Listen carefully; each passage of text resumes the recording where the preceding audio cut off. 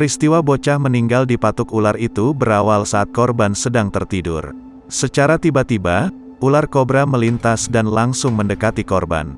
Hewan melata itu langsung mematuk punggung telapak tangan bagian kanan bocah tersebut.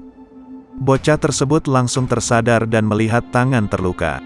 Ia pun mengira digigit kalajengking sehingga langsung memberitahu orang tuanya dan dibawa ke tempat orang pintar, yang biasa menyembuhkan gigitan binatang.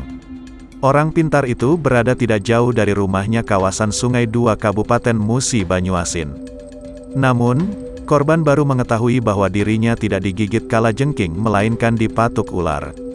Sehingga korban langsung dilarikan menuju rumah sakit di wilayah Pendopo pada tengah malam. Namun ketika di perjalanan, ia menghembuskan nafas terakhir.